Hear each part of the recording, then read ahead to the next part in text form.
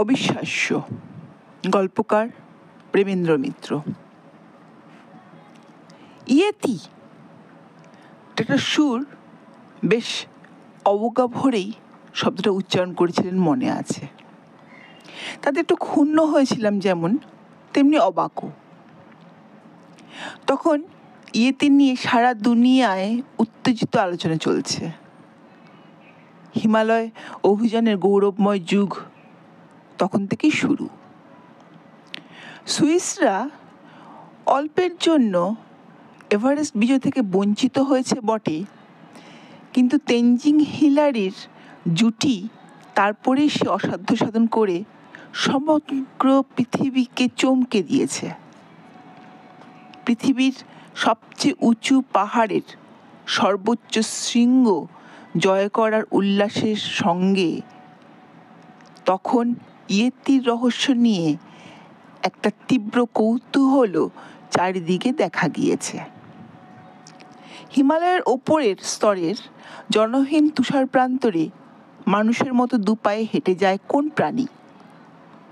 নেপাল ও তিব্বতের পাহাড়িদের মধ্যে এ প্রাণী সম্বন্ধে কিংবদন্তি প্রচারিত। ইয়েতি নামটা তাদের কাছ থেকেই পাওয়া। ইয়েতির রহস্যভেদের জন্য তখন একটি বৈজ্ঞানিক অভিযানও হিমালয়ের উদ্দেশ্যে রওনা হয়েছে। এই ইয়েতি সম্বন্ধে তীব্র আগ্রহের দিনে ডক্টর সুরের মতো একজন বিজ্ঞ প্রবীণ বৈজ্ঞানিক সে বিষয়ে এমন তাচ্ছিল্য ও অবজ্ঞা প্রকাশ করবেন ভাবিনি। আপনি কি ইয়েতির ব্যাপারটা মিথ্যা আজগুবি মনে করেন? একটু ক্ষুব্ধ স্বরে জিজ্ঞাসা করেছিলাম। না, একটু হেসে ডক্টর সুর বলেছিলেন, মিস্টার মার্টিনের কাহিনী যদি সত্য হয় তাহলে ইয়েতির আসল রহস্য এখনকার অভিযাত্রীদের আজগুবি কল্পনাকেও ছাড়িয়ে যায়। মিস্টার মার্টিনি বা কে, আর সে আসল রহস্যই বা কি, ডক্টর সুরের কাছে তারপর শুনেছিলাম বলা ঠিক নয়। ডক্টর সুর একটি বহু পুরনো ডায়েরি সত্যি সত্যি আমাদের দেখিয়েছিলেন এবং তা থেকে কয়েকটি পাতা আমাদের নিজেদেরই পড়বার সুযোগ দিয়েছিলেন। এই পুরনো ডায়েরিটি মিস্টার মার্টিনের। বহুকাল আগেকার ব্যর্থ বিস্মিত একটি হিমালয় অভিযানের তিনি এক নেতা ছিলেন।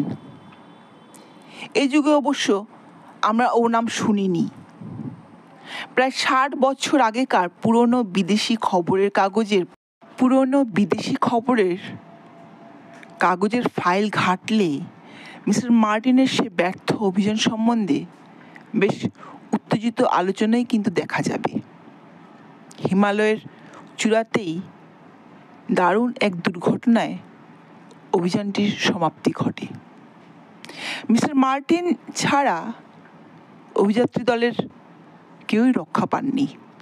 এই মিস্টার মার্টিনের এই দুর্ঘটনার পর কেমন যেন মস্তিষ্ক বিকৃতি ঘটেছিল।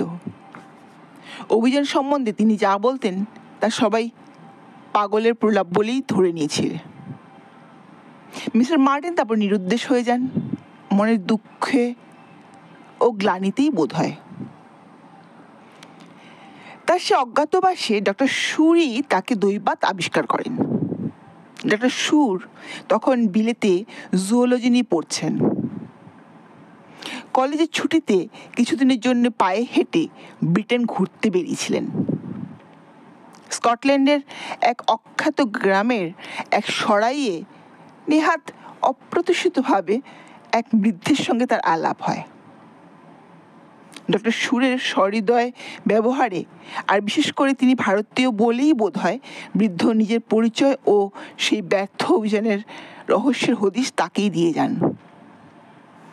অভিযানের ডায়েরিতে ডক্টর মার্টিন যা লিখেছিলেন তা অপ্রকৃতস্থের আজগুবি কল্পনা না হলে ইয়েতির আসল রহস্য সত্যিই প্রায় অবিশ্বাস্য। ডক্টর মার্টিনের ডায়েরির মূল্যবান কিছু অংশ এখানে পড়ে শোনাচ্ছি। 7 জুন 1909 সাল। আজ প্রায় 26,000 ফুটের কাছে পৌঁছেছি। তিব্বতী বাহকেরা এর মধ্যেই বেঁকে দাঁড়িয়েছে। তারা আর উঠতে নারাজ। তাদের ধারণা পাহাড়ের উপরের স্তরে একরকম পিশাচের জাত আছে। বোঝার চেষ্টা করছি, পিশাচ থাক না থাক, আমাদের তো বন্দুক আছে। তার শঙ্কিত মুখে বলেছে, বন্দুকে কি হবে, পিশাচদের দেখাই যায় না। এখন মনে হচ্ছে ভারতের দিক দিয়ে উঠতে চেষ্টা করলে বোধহয় ভালো হতো। পরশুদিন বরফে কয়েকটা খুব রহস্যময় পায়ের দাগ কিন্তু দেখা গেছিল। পাহাড়ের এত উঁচুতে অত বড় দাগ ফেলবার মতো কোনো জানোয়ারই থাকা সম্ভব নয়। হয়তো অন্য কোনো অজানা কারণে ওরকম দাগ পড়েছে। 8 জুন 1909 সাল। না, এবারে আমাকেও ভাবিয়ে তুললে। আজ সকাল থেকে প্রচণ্ড তুষার ঝড় বইছিল। দুপুরে একটু পরিষ্কার হতেই কোনো মানা না শুনে মিস্টার আরভিং বেরিয়ে গেছেন। তিনি আমাদের মধ্যে জীববিজ্ঞানী। পায়ের দাগগুলো তাকে উত্তেজিত করে তুলেছে। সন্ধে পর্যন্ত তিনি না ফেরায় উদ্বিগ্ন হয়ে খুঁজতে বেরিয়েছিলাম। বেরিয়ে দেখছি, তার মানে খুঁজে পাচ্ছি না। তুষারের ওপর মিস্টার আরভিংয়ের পায়ের দাগ হঠাৎ এক জায়গায় অদ্ভুতভাবে মিলিয়ে গেছে। সেখানে কোনো খাদ বা ফাটল কিছুই নেই, কিন্তু তিনি হাওয়ায় মিলিয়ে গেলেন কি করে? আশ্চর্য ব্যাপার। আরভিংয়ের পায়ের দাগ যেখানে মিলিয়ে গেছে, সেখানেই সেই রহস্যজনক বিরাট পায়ের দাগ দেখতে পেলাম। 9 জুন 1909 সাল। তিব্বতী বাহকেরা আর কিছুতেই আমাদের সঙ্গে থাকবে না। সারাদিন বৃথাই আরভিংয়ের খোঁজ করেছি। কোথাও তার আর কোনো চিহ্ন নেই। আমাদের তাঁবুর চারিপাশে আজ সকালেই কিন্তু অসংখ্য সেই অদ্ভুত পায়ের দাগ দেখতে পেয়েছি। তিব্বতীরা ভয় পেয়েছে তাই দেখেই। 10 জুন 1909 সাল। আজ আমারই মাথা খারাপ হয়ে গেছে মনে হচ্ছে। জীবিত বা মৃত অবস্থায় আরভিংকে খুঁজবার জন্য আজ একলাই দূরের একটি খাদের ধার পর্যন্ত গেছিলাম। খাদের ওপর ঝুঁকে নিচেরটা দেখছি, এমন সময় পেছনে কার যেন পায়ের আওয়াজ শুনতে পেলাম। ফিরে তাকে কিন্তু কাউকে দেখলাম না। মনের ভুল ভেবে উড়ি দিতে পারতাম, কিন্তু পায়ের শব্দটা স্পষ্ট শুনলাম এবার।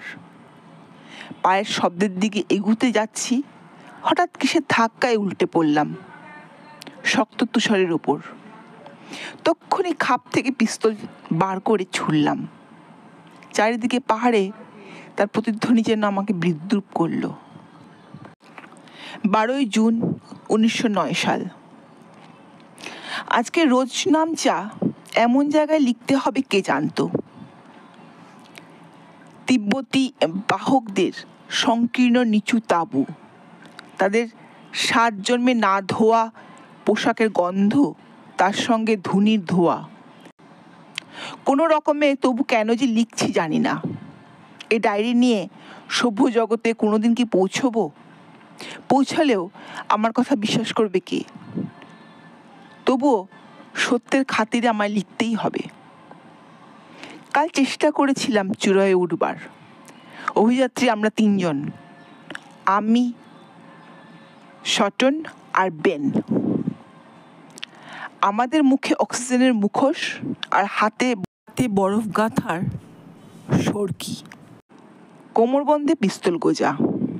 সামনে খানিকটা অপেক্ষাকৃত সহজ চড়াই, তারপরেই একেবারে প্রায় খাড়া পাহাড়ের দেওয়াল। সেখান পর্যন্ত পৌঁছেই পরস্পরের সঙ্গে এক দড়িতে নিজেদের বেঁধে আমরা উঠবার চেষ্টা করব, কিন্তু তার আর দরকার হলো না। কোন দিক দিয়ে খাড়া পাহাড়ে ওঠার সুবিধে দেখতে আমরা তখন আলাদাভাবে এগুচ্ছি। আমাদের দিকটাই সুবিধের মনে হচ্ছিল। পাশে অতল খাদ হলেও খাড়া পাহাড়ের গায়ে গায়ে একটা সরু পথ প্রায় চূড়োর কাছে অবধি চলে গেছে। অন্যদের একথা জানবার জন্য ফিরে যেতে গিয়ে বুকের রক্ত হিম হয়ে গেল। চূড়ার দিক থেকে সে অদ্ভুত পায়ের শব্দ নিচে নেমে আসছে, কিন্তু কোথাও কিছু দেখতে পাচ্ছি না। তিব্বতীদের সেই পিশাচি কি তাহলে সত্যি নাকি? হোক পিশাচ, আমি লড়াই না করে মরব না। পিস্তল বার করে সামনের দিকে ছুড়লাম। তারপর একটা বিকট আর্তনাদ, সেই সঙ্গে দুমনি একটা বস্তার ধাক্কায় গভীর খাদে গড়িয়ে পড়লাম। আয়ু কিন্তু আমার ফুরোয়নি। অতল খাদ, কিন্তু গা তার একটু ঢালু। একটা অদৃশ্য ঝোপ আমার সঙ্গেই নামছে টের পেলাম। বেশ কিছুক্ষণ গড়াবার পর একটা বরফের ঢিবিতে যখন আটকে গেলাম, তখন আশ্চর্য হয়ে দেখি আমার সামনে বিশাল একটা অদ্ভুত প্রাণীর মৃতদেহ। প্রাণীটা প্রথমে যেন কাচে তৈরি মনে হচ্ছিল, কিন্তু দেখতে দেখতে তা ক্রমশ কালো লোমশ একটা বিকট চেহারা নিলে। এই কি তিব্বতীদের পিশাচ? প্রকৃতির কোনো অজানা রহস্য প্রক্রিয়ায় এই প্রাণীর দেহে জীবকোষ কি অদৃশ্য? শুধু মৃত্যুর পর তা চাক্ষুষ হয়। মিস্টার মার্টিনের রোজ নামছে এখানেই শেষ। কি জানে ইয়েতিদের রহস্যের সমাধান তার কাহিনীতেই আছে কিনা। নমস্কার, আপনাদের সঙ্গে এতক্ষণ আমি ছিলাম রুদ্রাণী মিশ্র। নমস্কার, আমি রুদ্রাণী মিশ্র। আমার গল্প পাঠ যদি আপনার ভালো লাগে তাহলে একটা লাইক, কমেন্ট আর শেয়ার করে দেবেন। নমস্কার।